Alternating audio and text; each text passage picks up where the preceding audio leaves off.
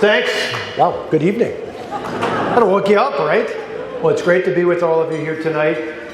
First off, the meal was wonderful. They gave it to me quick, so although as Art and Pope knows, I ate my dessert first because I love cheesecake, and I knew I wouldn't have time to eat at the end, so I figured I don't care what else I eat.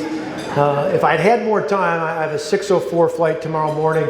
I have a conference we're at with Art Laffer up in Virginia. Otherwise, I'd go to Beasley's Chicken and Honey, about 2 blocks from the Capitol. My son, as some of you know, the Tuckers know this well, but Matt, back in 2016, about 2 days after he graduated, came down to work for Governor Pat McCrory, and was his digital guy, and lived right near where that pub is that has more beers on tap in the country than anywhere else. And so we found our way down there. We made our way over for some chicken. So every time I'm here, I'm thinking about that. Unfortunately, I don't have enough time.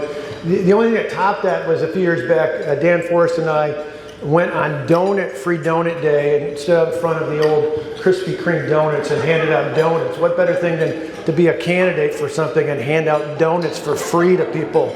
You can't beat it. So everything's about food, I guess, tonight. But first off, thank you and congratulations to the James G. Martin Center for Academic Renewal on your 20th anniversary. So congratulations to the board, to the staff, and to all of you supporters here tonight. I loved that video because you had a wide array of governance officials from the university system. You had state lawmakers. You had other think tanks. You had people in the community and board members. I know when I came in, and some of you know our story, it was referenced a little bit, but we took things on like seniority and tenure and collective bargaining unions. And you might remember the Democrats forgot about this a few years later on January 6th, but I was occupied not for a couple hours. My capital was occupied for a month. The Occupy movement didn't start on Wall Street. It actually started on my street, Madison, Wisconsin. But we took on those challenges, and we did it the very first day we started acting. And the key to that was having a good series of think tanks in our state, not only my team and our transition, but we look back in our state to groups like the McIver Institute and what's now called the Badger Institute. And so when I think of the Martin Center, not only here in North Carolina, and you certainly saw that, it would be nice in the future, I'd like to see, in addition to Governor Martin, it would be nice to have a future conservative governor along with the lawmakers talking about what a help the Martin Center was at, because I know how much you can get done. It's nice to have an ability to override vetoes, but it'd be even greater if you had leadership in the executive branch. I'm not here on political purposes, so we'll talk about that privately in the future, but just a great testament, not just to being around for 20 years, but more importantly to the work that you're doing, not only here in North Carolina, but the impact it's having, particularly in terms of things like model legislation, all around the country. So kudos in more than just 2 decades, but 2 impactful decades. I also want to say special thanks. I know he's not here, and not just because we were noted as a sponsor, but to Governor Martin. Obviously, he was impactful both in his time in office and since. We were talking about his engagement in the board and the activities of the center. I'm doubly impressed because he's the only Republican ever to have served for 2 terms. I was thinking about that coming down here. I cannot say that in Wisconsin. I'm actually the 3rd governor in the history of the state to serve 2 4-year terms, the only one to have been elected 3 times in those 2 terms. In the whole history of the state, there's only been 2 other governors, 1 Democrat, 1 Republican, who were elected to 4-year terms. So when you think of a swing state, we are a swing state in every sense of it. And I realized it either made me feel really unique or just weird, but I do have the distinction of being the only Republican elected governor in my state this century. So it's, I'd say this millennium, but that sounds ridiculous, but it is true of both cases. But I particularly love Governor Martin's involvement because as a governor myself, I know it's the best job in American politics. It's even better, ironically, than being president because you can actually get things done as governor. And so kudos for your connection to Governor Martin. I also want to say thank you in particular, thinking not just about the foundation itself, but to John William Pope, first and foremost for the economic impact that now Art and his team, not only here in the state, but in this region and throughout, and having on the lives of people work for them and the economic impact that business has had. But particularly thinking back and doing a little research back to 1986, thinking about when John and Joyce, your parents were profoundly enough visionaries to think about setting up a foundation that would impact not only this center, but the John Locke Foundation, and so many efforts to defend, to protect, and preserve and promote freedom and liberty, not only here in North Carolina, but to do it across the nation. We often think about, at Young America's Foundation, where I'm honored now to be the president, we have a quote that we use repeatedly. It's imprinted on many of our walls that Ronald Reagan said repeatedly during his time, even before being elected to public office. He said, "Freedom is never more than one generation away from extinction." You don't get passed on to you in the bloodstream. It's something you have to stand up and fight for and defend, and then pass on to the next generation to do precisely the same thing. I think that was the vision of the Pope Foundation, and it continues today. So, Art, to you, to your board, to your staff, to all those involved, thank you for your work here, and particularly with the Martin Center, but thank you overall for that. Full disclosure, Young America's Foundation has been a beneficiary of that too with some of our lectures, which I won't go on much more than a minute, but I figured since I'm here, I will put at least one promo in, yaf.org. If you're a student and you're under attack, YAF's got your back. That's our initials, YAF. And if you know a student, which may be more likely, a son, a daughter, a grandson, granddaughter, niece, nephew, just someone you're involved with, who's at any college or university, be it here or around the nation, our students are increasingly under attack. And we do all that we can to support them with conferences, with the largest lecture series in the nation, including a number of lectures we've given here at colleges within this great state, and with a digital media presence I'll talk about in a moment. So we'd love to support you, and it's our honor to be here tonight. So to begin with, some of you are very aware of this, but I was thinking, I carry around in my pocket, it's tattered a bit, but I've carried it around for years. When I raised my hand to take the oath of office, I actually read not only the U.S. Constitution, but the Constitution of the state of Wisconsin. Sadly, I have to tell you that there are few, if any, very few elected officials that I know of that actually have read particularly their state's constitution, let alone the U.S. Constitution. But I take that oath very seriously. And so tonight I was thinking about this, about something you're all familiar with, but I was thinking, okay, 4th of July, we celebrate the Declaration, and I carry around this when you think about, we hold these truths to be self-evident, that all men, really fully interpret, all people are created equal, that we're endowed by our Creator, which is important to remind people that that's God, not the government, and that we have certain key rights, right? Life, liberty, and the pursuit of happiness.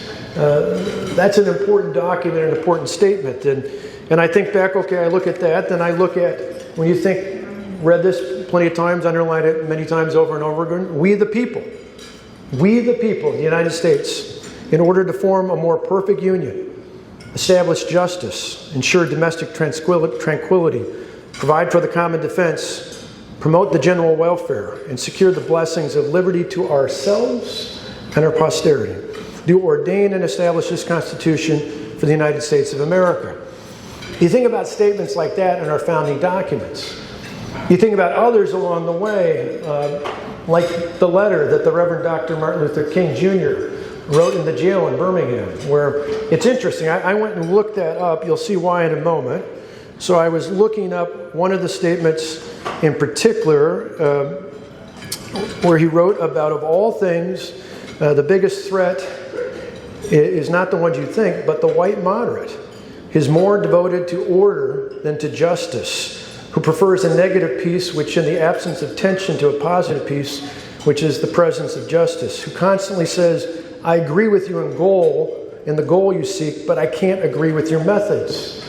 I wonder what he would think about the injustice we see in so many of our public schools here and across the nation. I wonder what he would have thought the last 3 years about our places of worship being shut down in the midst of COVID, even while BLM rioters and protesters, depending on what you call them in the media, were out in front of our capitals and other places out there. I think about these documents, and the reason I brought them up to you tonight is I went back. It was something that Young America's Foundation, we drew attention to. You lived it, many of you were aware of this, but I was amazed when I first saw it. I had to fact check it to make sure it was true. But when a letter came out from 673 faculty members at UNC Chapel Hill, 673 professors, the University of North Carolina, Chapel Hill, wrote a letter about several pieces of proposed legislation. Now, the most obvious ones they didn't immediately hit off on. Part of it was their own self-interest in terms of tenure and seniority. I knew those challenges we took on in Wisconsin. But the one that really got my attention was House Bill 96. House Bill 96 is a bill in your North Carolina legislature that had the audacity to suggest that all of your public institutions of higher learning should have a requirement for not a degree, but for 3 credit hours of learning about the impacts of American history and government. And included in that requirement, that students should be required to read some of the things I just read.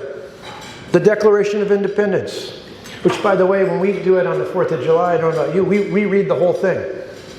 Not just the beginning, we read the whole thing. We divide it up into pieces and read the whole thing. It's actually very compelling. They have to read the Constitution, to read documents like, not all of them, but just 5 of the Federalist Papers. To do things like reading Dr. King's letter from Birmingham Jail, to read, there's a few others on that list. I think about, there's a whole list of things that I would have added above and beyond that, but I thought that was a good start. And then to actually have an exam at the end, of which only a mere 20% minimum was required, but actually be based on those documents. Not telling you what you had to think about them, but they actually had to read them. So I went back and I looked at the letter. Again, I'm reading. I don't normally read notes, but I really got a kick out of this.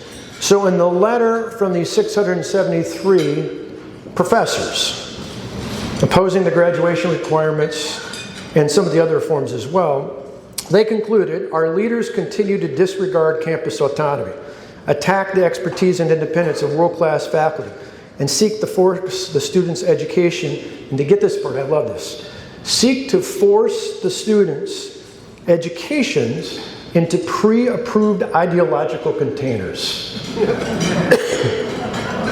We must protect the principles of academic freedom and shared governance, which have long made UNC a leader in public education. I particularly get a kick out of it at the end, because any of you know anything about history know that in addition to being great authors, Thomas Jefferson and James Madison were actually some of the earliest proponents of a systematic, of an entire organized system of public education by districts in local and state government, not federal government, but they were proponents of that and felt so strongly about it. They and others at the time pushed for assistance from the federal government as each state was added to the Union to provide federal lands upon which they would draw support off of those lands to fund public education in America. So the very people that they disdained so much were some of the earliest advocates for an informed electorate. But when you think about it, they really don't want the truth. Sadly, too many of them don't want the truth on our side, which is why the work that you're doing in supporting through the Martin Center, the work that we do through Young America's Foundation, the support and the work of others like this across this nation are so important, even with the strides that you've made here. And I'm going to come back to a few suggestions of things I think you can build off of your success that will not only help in North Carolina, that will help the rest of us around the nation. So why would they oppose this? Well, I said they're afraid of the truth. This is something we routinely see in oppressive communist regimes around the world. You keep the truth away from the masses. You keep the truth away because they want to be the sole arbiter. They want to be the conduit. They want to be the one that keeps others from actually seeing, because God forbid if a student might actually not only read it, but then be interested to understand not only what's in the document, but what was happening at that time. What were the circumstances? We are all the time, and you had a brush with it. Thankfully, she went on to Howard, but at one point you were going to have someone from the 1619 Project here who universally has been denounced by historians from across the political spectrum as being garbage in terms of analysis, and yet you still have people lifting that up as some sort of holy grail of history and understanding of this nation. But even as we understand and freely acknowledge the good, the bad, and the ugly, I always say when they say you don't want to teach American history, I say I want to teach it all. Not just the bad parts. I want to teach it all. I want people to understand that we weren't defined by the things that make us upset today. We overcame those things. We've been on a path to a more perfect nation. But it's the beauty and courage and foresight given by God, I believe, of our founders to have laid out the American promise that all of us are created equal. That God, not the government, gives us those rights. And it is the fundamental role of the government not to govern, but rather to protect those rights even when the majority doesn't see fit to do so. Moments like that are more important than ever.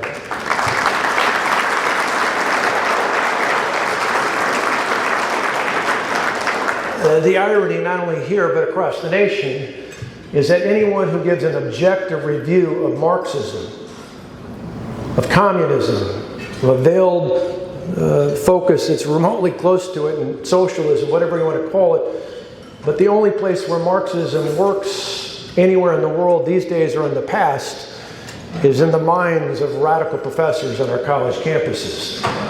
I've said this repeatedly over the last 3 years, but if we closed our campuses down, it would do more to stop the spread of communism than of COVID going forward.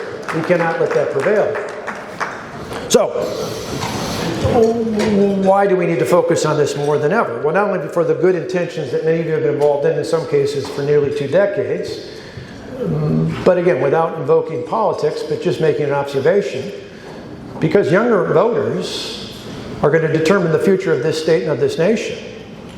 In 2024, there's probably 5 to 6 states, yours and mine included, that would determine who the next leader of the free world is. And in the fall of 2022, 18 to 29-year-old voters in my state and a couple of other key states across the country went with the more radical of the candidates in the U.S. Senate, in some cases by more than 40 points. By next year's election, 48.5% of the votes cast in that presidential election will be cast by people either are millennials or members of Generation Z. 4 years later, it will be a solid majority. We can't just sit back and say they're going to grow out of it. Yeah, it might be true for a few of the older age group, the tail or the entry level of the millennials, but this idea that you just get a job, start a family, and somehow will become conservative is really dated. And so we've got to make an impact with more young people at younger ages and with new and unique and even better ways of conveying that message. Now, I have some good news for you tonight. Young people are hungry for this. I want to give you 2 examples.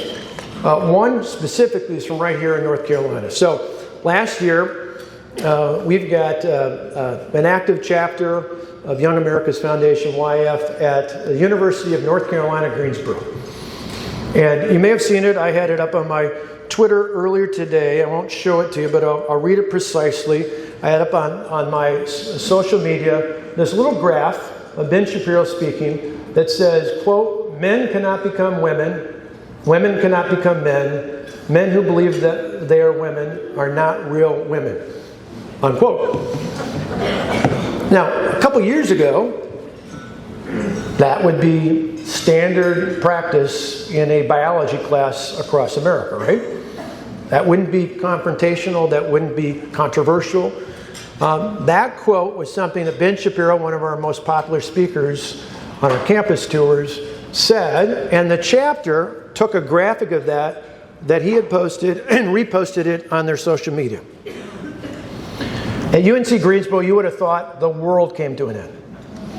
The student activists on that campus went out and tried to de-platform, get rid of, pull the chapter charter out there with the student organization, with the student government, and with the administration. One of the young people who's a part of the leadership of that chapter was in the student government itself. He's a member of the student senate. They tried to impeach him over the fact that he was involved with this group that would actually say something like this. To most of us, a pretty obvious fact and statement out there. So, as we often do, whether it's with students in our group or just other conservative students on campus who feel like they're under attack, we came in and we thought in this case, instead of just sending someone from the staff down there, instead of just putting out a release or a statement or something on social media, we thought, okay, what's the most profound impact we can have? We got this great chapter. We got a new chapter leader who isn't just a student. She's a student whose family came from Iran, who actually suffered through real hardship, who made her way to North Carolina through Istanbul and made her way here. It's this great, incredible story. We said, okay, we're going all in. We got her to reserve the largest place on the campus she could find, the student gymnasium. Seats over 2,000 people. And then we announced after they got it, we're bringing Ben Shapiro on campus. Ben Shapiro came. He had a wonderful response, both inside favorably and outside less so. And they had all sorts of counter events and protests and people going wild. It was on the news and everything else at the time.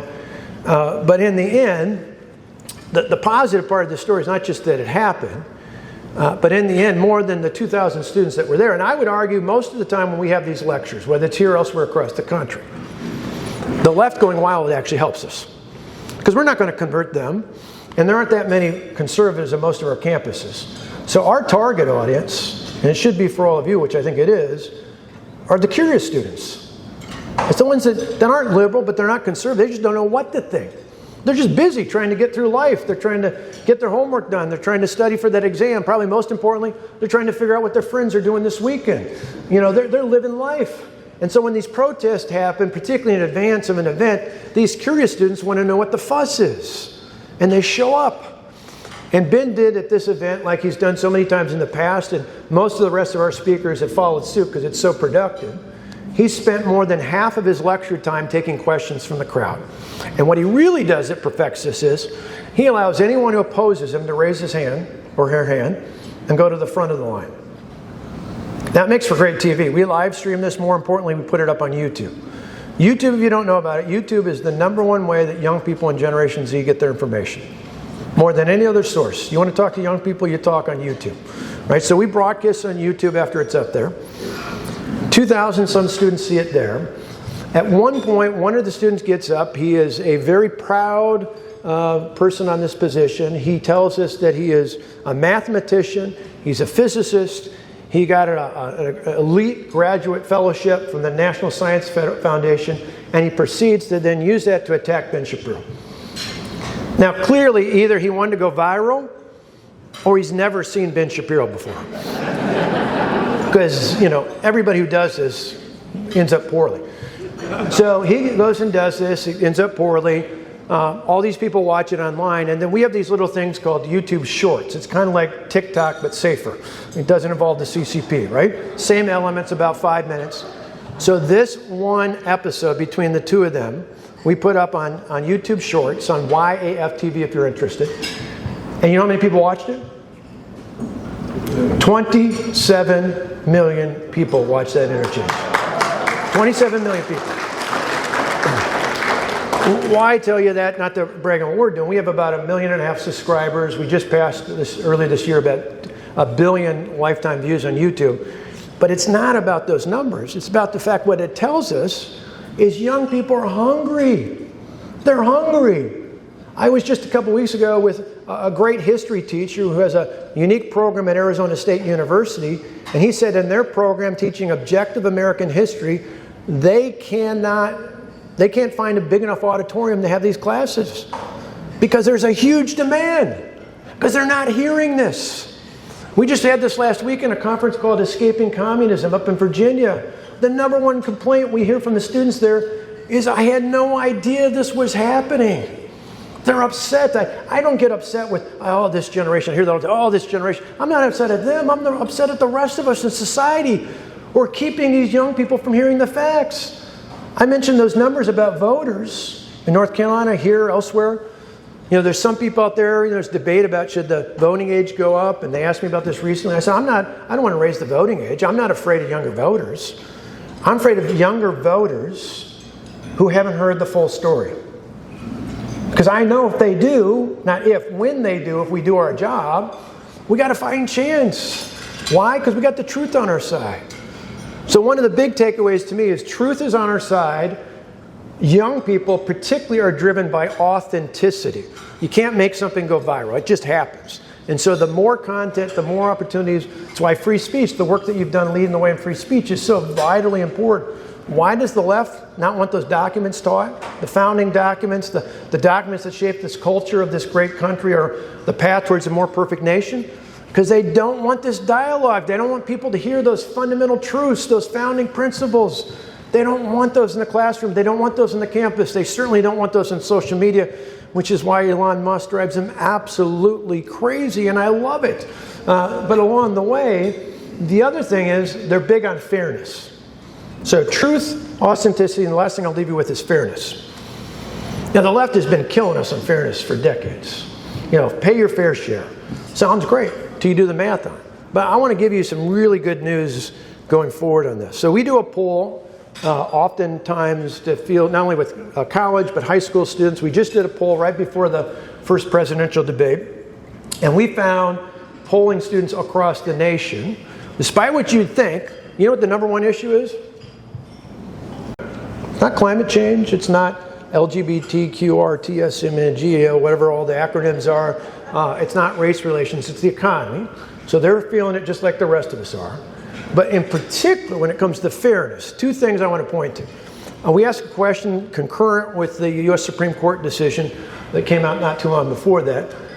We tied it into quotas for enrollment in universities and quotas in the workplace. A couple things will surprise you. Overwhelmingly, college students and high school students as well believe that quotas for employment and quotas for enrollment are unfair. What's even more interesting is that's consistent across racial lines. So not just skewed by white students, black students and Hispanic students as well actually believe in merit. They believe in merit, not just their parents or grandparents. Students actually believe in that. There's something to build off of that. The other one, which probably doesn't surprise you considering I know some of the legislation that's been debated here of late, is that when you ask young people, do you believe that someone who was born biologically as a man should be able to compete in varsity sports against someone born biologically as a woman? The answer is no, that's not fair. It's overwhelming. It's overwhelming. Now, I tell you personally, I don't get the whole thing, but in America you can do that when you're an adult. But don't compete against women. In the same way, I don't think it's fair for a 19-year-old to swim against a 10-year-old girl. Well, I don't think it's fair for me to have to box against a guy that's 350 pounds who wants to identify as a mid-weight boxer out there. I just don't think that's fair. And so I think fairness ties into that. The other thing I actually think is fair is if in all 50 states we don't allow minors to get tattoos, why in God's name do we let them take off body parts? It just makes no sense, right? It's a fundamental fairness issue. Again, I don't have to agree with someone who's an adult who can consent, and I don't know that I ever will. But in America, you can do that. You can't do that in the Middle East, but in America, you can. That's part of our fundamental freedoms and liberties out there. And so I would just tell you in the end here, there is hope out there, but we got to build off of that. I love the idea, and I know it didn't pass through both houses, and you're going to have a veto-proof majority if it does, but I love not only North Carolina, I'd love to have in every state. Just a basic fundamental requirement for anyone, I would say not only graduating from a college or university, but I'd like to have something similar in high school. You know, more than a voting requirement, which some have talked about, I'd like to have it as a graduation requirement, that you should know a little something about the history of this country. Doesn't mean you have to be biased one way or the other. It's the one thing I always point out to laugh. We're not telling people what they have to think. We just would like to teach them to think for themselves. The left wants to tell them what to think. So one, join with us and help encourage others, not only you to do that, but to do it elsewhere across the nation. Secondly, keep up with your free speech victories here and continue to look at ways to stay ahead of the curve. What I mean by that is, when I was governor, we put in place a board of regents that pushed free speech conditions. We looked at Chicago, we looked at Princeton, we looked at others. One of the challenges we found was we had to make it enforceable. It wasn't enough to just have a policy. So we stoked, I remember talking to my regents about saying, you get one violation, the second one, you're out. You're out of college. That's it. You got to have some strong enforcement mechanism. Otherwise, these chancellors and presidents, others will say, oh, we're all for free speech. But in the end, they put all these restrictions on that really, at least for conservatives, don't make for free speech. Which is ironic when you think about it, because the Constitution, Bill of Rights, First Amendment, it guarantees free speech. It's why we always, when we go to court, but we shouldn't have to. But of all places, it should not just be protected, it should be revered on our college campuses and universities across America. Yet today, in most states, it's where it's most at risk.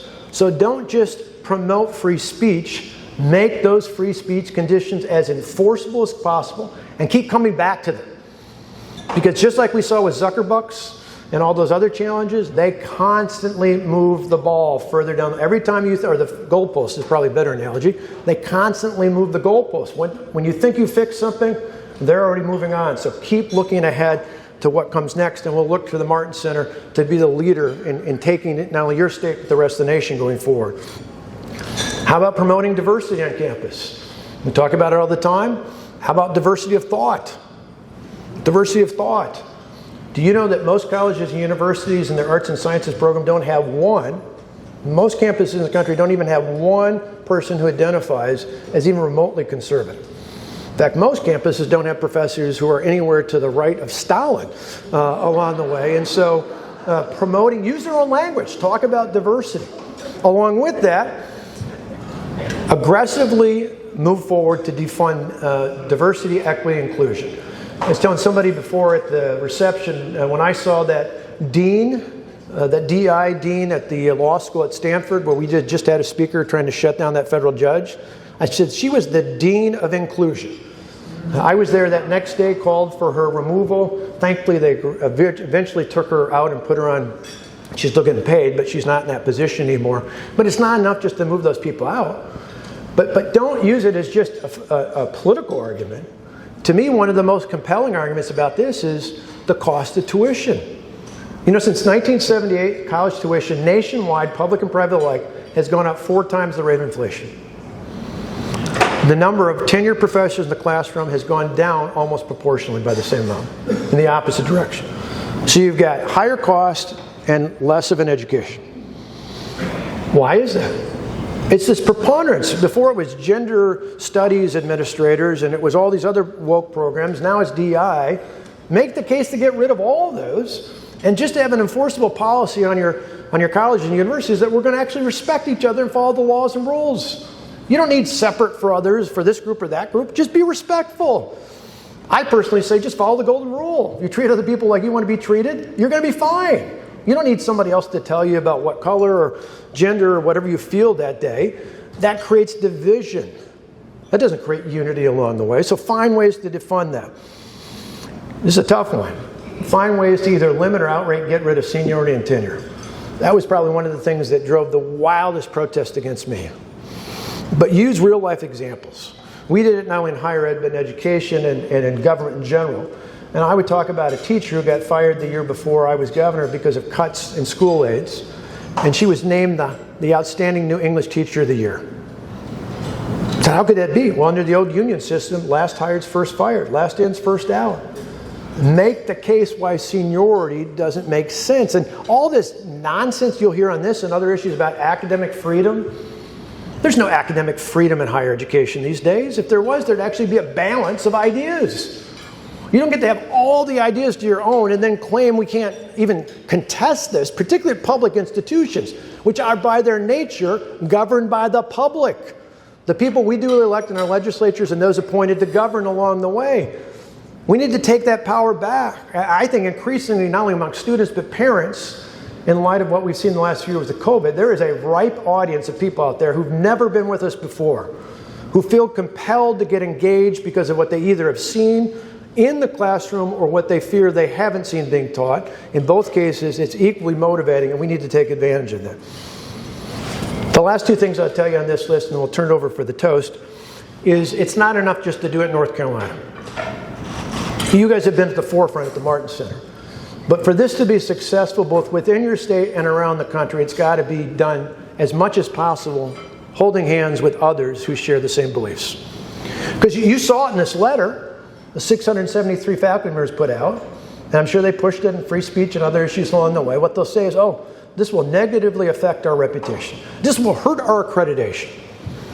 Well, if you have 25 or 30 or more states out there all doing these sorts of things with their colleges and universities, at some point, it doesn't affect the way that they claim to. It's what they try to do is intimidate. Oh, well, you can't do that, or this will happen. You can't do this or that. Well, let's get more involved. Let's get more people to see the life. Let's actually work together with other like-minded organizations and individuals and push these reforms forward. Because not just because they're good, nice things to report on in videos like this, because they make a difference. They make a difference. So the last thing I'll tell you on this in terms of action items. Beyond supporting the Martin Center, which thank you for doing that, beyond encouraging, if you got kids you know, be involved in programs like ours at Young America's Foundation, the most important thing you can all do involves just you.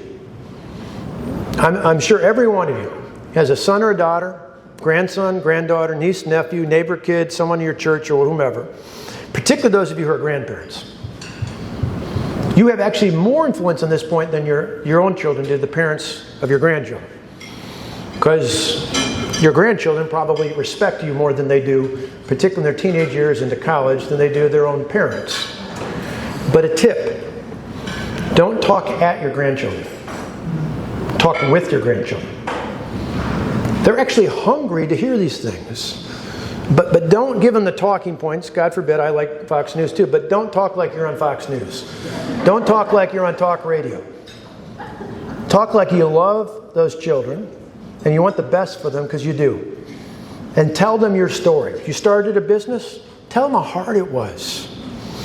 Tell them how difficult it was. I was talking to some of you who know my son Matthew, saying, you know, he's got 15 employees. When I knew he was really a small business owner was last year when he was worried about the recession, not because of his take home, because he said, I got 15 families depending on me. Talk about how you didn't take a salary for the first 2 years as you kicked things off, working out of the basement of your house, working another job at night to pay the bills. Talk about why you love America, why maybe you or maybe grandpa or someone else in the family went off to fight in the war. The things that they stood for and why it still matters today. Talk not only from your mind, but from your heart. Our children are willing to listen. We just got to come to them and not at them.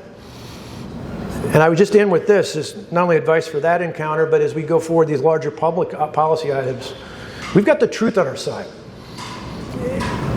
If I was not an optimist, I'd look at this and say, you know, the left has got overwhelming coverage on our college campuses. The march through higher education was predicted decades ago. We've seen increasingly they've taken over K through 12 education in large part because of our teachers union. They've even gone into private education in many cases as the fox has snuck under the fence, and a lot of even our great well-intentioned private schools and even religious schools have sometimes ignored some of the folks coming in, particularly from our schools of education. We've lost our culture, we've lost Hollywood, we've lost the media, we've increasingly lost social media, and yet there are still young people on our side. What that tells me is there's hope. There's hope out there. We just got to reach more of them. We got to get to them at younger ages, and we got to be even better in how we share that message. The truth is on our side. We just to make sure we need to tell it in ways that are truly authentic. You can't make something trend on YouTube or on Twitter or anywhere. It's got to happen. So we've got to have authentic interchanges with young people in our society today, on our campuses and beyond. And we've got to be willing to stand up for things that are fair. Which means even when you talk about things like tax and economic policies, don't talk about it like an accountant. Apologies to any accountants here. Talk about it in terms of what's right and wrong. You see, because in the end, the left, particularly the Marxist, you know, they're all about dividing us. They talk about unity, but they want to pit one group versus another. If you don't agree with them, you're racist, you're sexist, you're transphobic, you're whatever, you're Neanderthal. Those of us on the right, if we're pure, we don't care whether you're young or old. We don't care whether you're black or white. We don't care whether you're rich or poor. We don't care whether you were born here or you just came here 2 weeks ago. As long as it's legal. We don't care, right? Because as conservatives, in the end, that doesn't matter to us. What matters is what our parents and our grandparents and generations all the way back to the founders of this great nation cared about. And that was ensuring that all of us are given the blessings of God, of freedom and opportunity for all. If we share that message, well, not only can we win, we have to win. Our republic's at stake. So God bless you for what you do.